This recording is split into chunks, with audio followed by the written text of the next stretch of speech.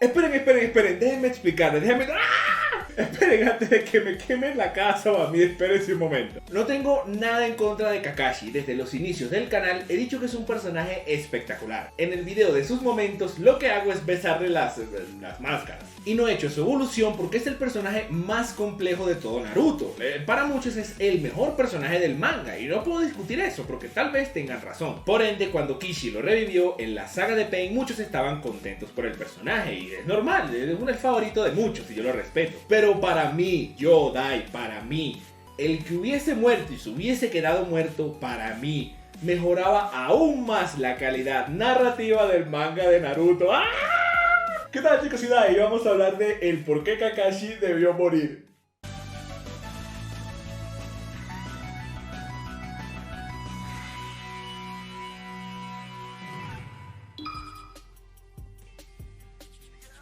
A ver, antes de empezar, como siempre digo, esta solo es mi opinión, no tienes por qué estar de acuerdo, pero porfa, trata de ver este video con la mente un poquito abierta. Ok, si tienes tiempo viendo mis videos, sabes que para mí la saga de Pain es la mejor de todo Naruto. Ocurren demasiadas cosas importantes y todo fue hecho de maravilla. He dicho en algunas ocasiones que la muerte de tantos personajes, especialmente la de Kakashi, hubiese elevado este manga a otro nivel. Pero, ¿a qué me refiero con esto? A ver, para poderles explicar un poco mejor, voy a dividirlo en los siguientes puntos: el medio Uchiha, el emo sensible y el evangelizador.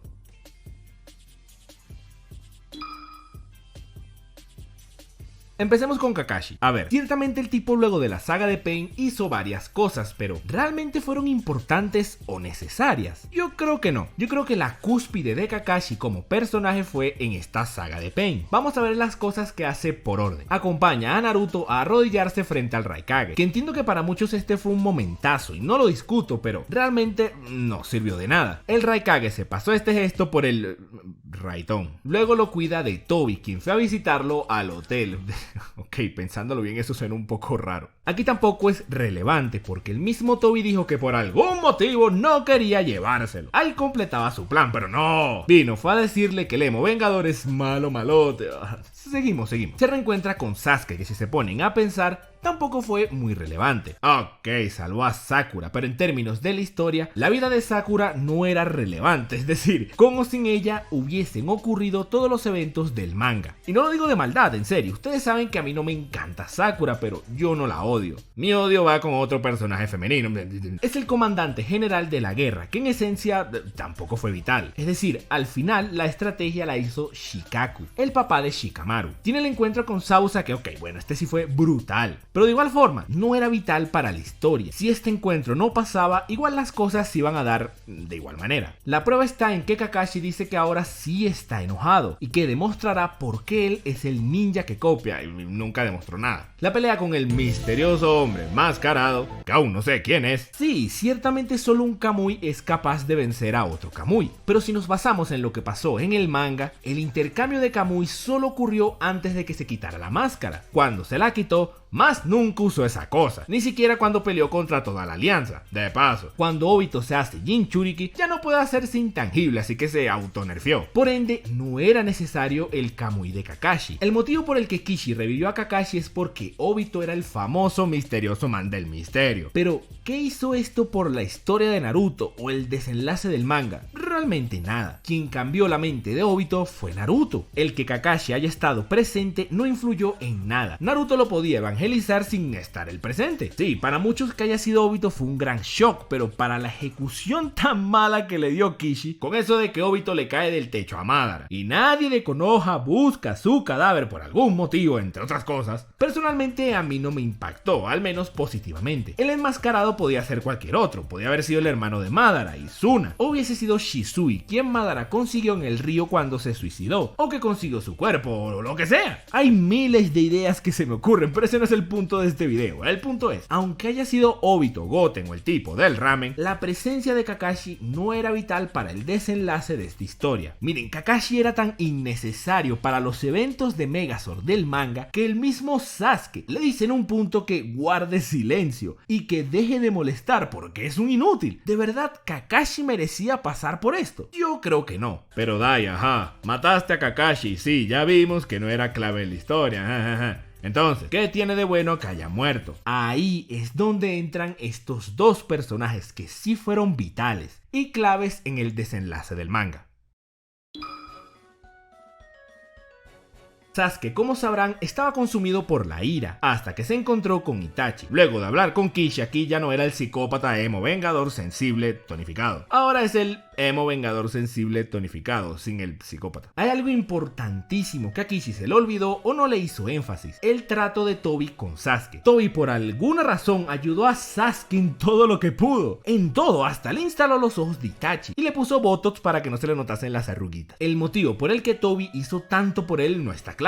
Él en alguna parte menciona que sus ojos le iban a servir, pero esto no tiene sentido. Primero porque lo tiene ahí acostado a su merced. Si le instalaba los ojos de Itachi y se los quitaba ahí mismo mientras Sasuke estaba indefenso acostado, obtenía el Mangekyo eterno. Sasuke no podía defenderse aquí. Si su misión era quedarse con los ojos de Sasuke, esta era la oportunidad perfecta, y no lo hizo. Segundo porque el tipo tiene un laboratorio lleno de Sharingan y él no sabía que Sasuke era la reencarnación de Indra o lo que sea. Entonces, no entiendo, Tobi. Pero la clave es que en la guerra, segundos antes de que Obito se transformase en Jinchuriki, él le dice a Sasuke que es un traidor y se lo dice con ganas. Ahora, veamos este escenario, pero tomando en cuenta que Kakashi está muerto. Sasuke anda en modo psicópata hasta que se consigue con Itachi. Su hermano lo deja confundido y ahora no sabe qué hacer. Entonces habla con Orochimaru y deciden ir a Konoha. Justo como pasó en el manga. Llegan a la villa y ahí, antes de entrar al pasaje secreto Uchiha, se entera de que Kakashi está muerto. Tal vez vio su tumba o pasó por el cementerio, lo que sea.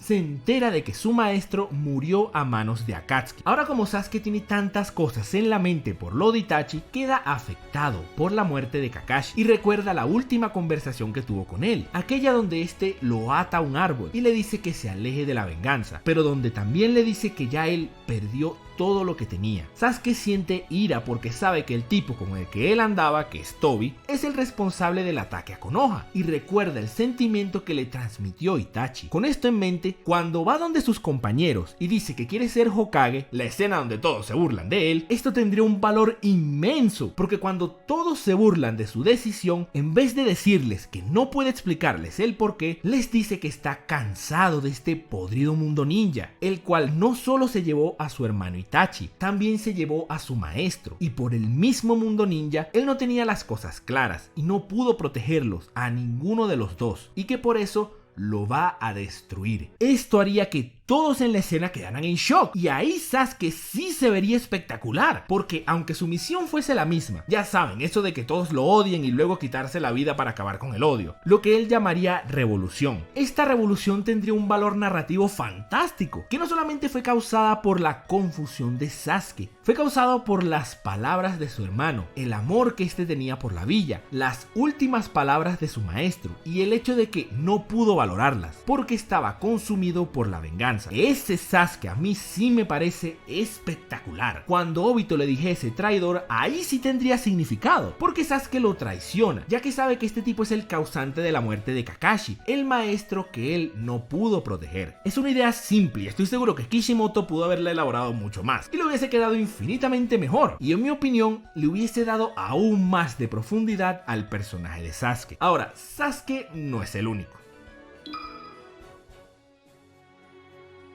Naruto sería el mayor afectado o beneficiado, dependiendo del punto de vista, de la muerte de Kakashi. Veamos. Luego de los sucesos de la saga de Pain, Naruto está devastado porque ha perdido a sus tres maestros, Fukasaku, Jiraiya y Kakashi, todos a manos de Akatsuki. Él sabe que Nagato fue solo una víctima más y entiende que debe eliminar al verdadero culpable, al verdadero líder de Akatsuki, a Tobi. En vez de estarse dejando golpear por una desconocida, estaría pensando en que el siguiente en la lista de Akatsuki es Sasuke. Esto haría que Naruto tuviese un motivo lógico por el cual deba obsesionarse por salvar a Sasuke. Él se entera de que Sasuke se unió a Akatsuki y en vez de pensar que él haría algo malo o que se transformaría en un criminal, piensa que está siendo manipulado y que será asesinado en cualquier momento. Esto haría que los sucesos del Raikage, eso de arrodillarse y todo eso, hubiesen sido desde otra perspectiva. Debido a la ira y a los sentimientos encontrados de Naruto, le hubiese dicho algo como: Raikage, Akatsuki me lo ha quitado todo. Mi padre, el cuarto Hokage, me dejó un legado y con eso los voy a detener. Pero mientras tanto, por favor,